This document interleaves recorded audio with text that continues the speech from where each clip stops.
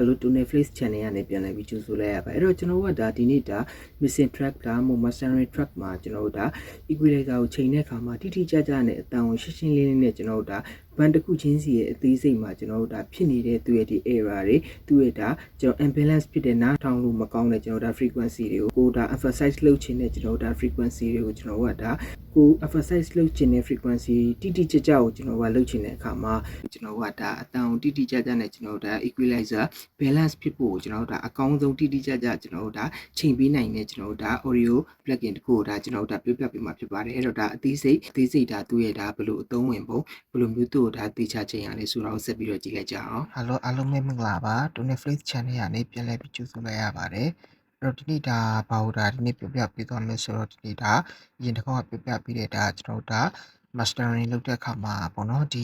ီသုံးလို့ကောင်းတဲ့ကျွန်တော်တို့ဒါဒီ VST plugin တခုပေါ့နော်ဒီကျွန်တော်ကအဲ့ဒါကျတော့ကျွန်တော်ဒါ EQ ပေါ့နော်သူကကျတော့ကျွန်တော်ဒါဒီ master bass မှာလည်းသုံးလို့ရတယ်လို့သူ့ဒါ individual track တွေနောက် bass တွေ effects တွေအနေနဲ့လည်းသူ့ဒါအသုံးပြုလို့ရတယ် group တွေဖွဲ့ပြီးတော့အဲ့တော့ဒီကျွန်တော်တို့ဒါဒီ equalizer ဒီ EQ မှာဆိုရင်သူ့ကျွန်တော်တို့ကဒါ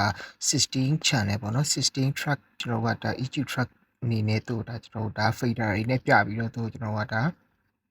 ါမိမိလိုရင်လိုသလိုကျွန်တော်တို့ဒါ equalizer low mid high low mid high mid ကျွန်တော်ဒီအဲ့ဒါတွေကိုဒီ track တွေကိုကျွန်တော်ဒါ frequency band အနေနဲ့ကျွန်တော်ကဒါအခြေခံပြီးတော့သူ့ကျွန်တော်ကဒါ16 track တီကိုအသေးစိတ်ကျွန်တော်ကဒါ band ကျွန်တော်တို့ဒါအရင်တော့ကျွန်တော်ဒါ band လေးတွေသူ့ကျွန်တော်ကဒါ file filter ကျွန်တော်ဒါ pro Q3 တို့မှာသူ့ကျွန်တော်ဒါ band လေးတွေနဲ့ကျွန်တော်ဒါပြခဲ့သလိုကိုလိုချင်သလိုကျွန်တော်ကဒါ attenuate လုပ်တယ်သူက band range ပေါ့နော် frequency range တွင်းမှာဘယ်လိုမျိုးသူကျွန်တော်ကဒါ frequency band တစ်ခုချင်းစီကျွန်တော်ဒါတိဆောက်ပြီးတော့လုပ်လို့ရတယ်လို့ဒီမှာတော့ကျွန်တော်ကဒါလုံးဝကျွန်တော်ဒါကြည့်ရတာ view က display အစလုံးဝရှင်းလင်းနေအဲ့တော့ pro Q3 ကကျတော့သူ့ကိုကျွန်တော်ကဒါ beginner တွေအတွက်ကိုနည်းနည်းလေးစလုပ်မဲ့အခါမှာနည်းနည်းလေးသူ့ကျွန်တော်ကဒါအခက်အခဲရှိနိုင်တယ်ဘာလို့လဲဆိုတော့ကျွန်တော်ကဒီသူ့ရဲ့ဒီအသုံးပြုတဲ့ပုံစံကြတော့ကျွန်တော်ကဒါသူ့ frequency range တွင်မှာ equalizer band တစ်ခုချင်းစီနဲ့သူ့ကိုကျွန်တော်ကဒါလုပ်ပေးရတယ်ပြီးတော့နောက်တစ်ခုကကျတော့ကျွန်တော်ကသူ့ကိုကျွန်တော်ကဒါ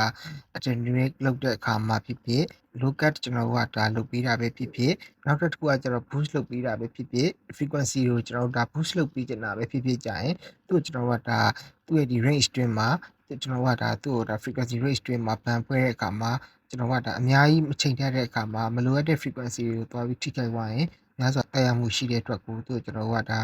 band ဖွဲ့တဲ့အနေမှာကျွန်တော်တို့ဒါ frequency band ဖွဲ့တဲ့အခါမှာသူ့ဒါမလုပ်တတ်လို့ရှိရင် band တွေကိုကျွန်တော်ကဥပမာဗျာတုံးတစ်ခုမှာဆိုရင်ကိုလိုချင်တဲ့ကို cut off လုပ်ချင်တဲ့ attenuate ပေါ့နော်ကျွန်တော်ကဒါလိုကျွန်တော်ကဒီ dynamic frequency ကိုလုပ်တဲ့အခါမှာဆိုရင်သူ့ကျွန်တော်ကဒါလိုချင်တဲ့ဟာလေးကကျွန်တော်ဒါ attenuate လုပ်ရမယ့်ဟာလေးကနည်းနည်းလေး range တွင်းမှာပဲဆိုရင်အဲ့ဒါကိုကျွန်တော်ကဒါတိကျစွာတခြင်းတစ်ပုတ်လုံးမှာရှိတဲ့ low mid highနောက် low mid high low mid high mid present တန်ဒီကျွန်တော်ကဒါ noisy ဖြစ်တဲ့အတန်ဒီပေါ့နော်အဲ့လိုကျွန်တော်ကဒါ bass မှာမလိုလားတဲ့ကျွန်တော်ဒါ noise တွေကိုလည်းဖယ်တက်ဖို့လိုတယ်အဲ့တော့ကိုလိုချင်တဲ့ကျွန်တော်ဒါ frequency band အတွင်းကိုရဖို့ဆိုတာဒါသူ့ကျွန်တော်ကဒါ analyze ကိုတေချာလေးလုပ်တတ်ဖို့လိုတယ်ဒီသူ့ရဲ့ပုံစံကျွန်တော်ကဒါပြီးလို့ရှိရင်ကျွန်တော်ကဒါ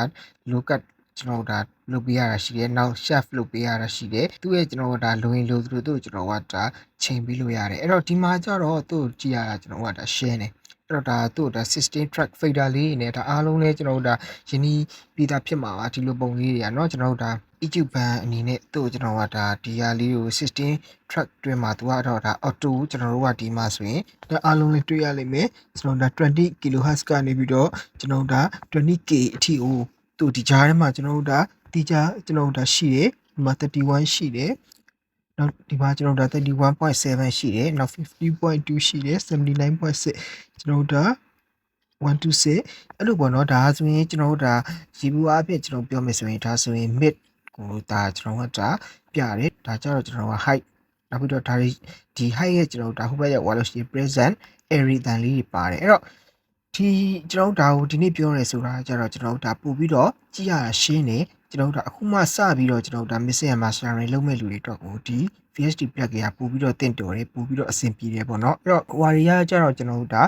file filter pro Q3 တို့ကြတော့ကျွန်တော်ကဒါတေးချာချာမလုပ်တတ်လို့ရှိရင်မူလတုံးကိုထိခိုက်ပြီးတော့သူ့ရဲ့ဒီကောင်းမွန်တဲ့အတန်တစ်ခုကိုမရတော့ဒါကြတော့ကျွန်တော်ကဒီ fader တွေကိုကျွန်တော်ဒါကျွန်တော်ဒီကြိုက်တယ်လို့မျိုးသူ့ကျွန်တော်ကဒါချိန်လို့ရတယ်ဒါ original ကိုသူကကြံခဲ့တာကိုပြရတယ် ကိုနောက်ပြီးတော့လှုပ်လိုက်တယ်သူ့ဒါကျွန်တော်ဒါ reduce လုပ်လိုက်တယ်ကျွန်တော်ဒါ frequency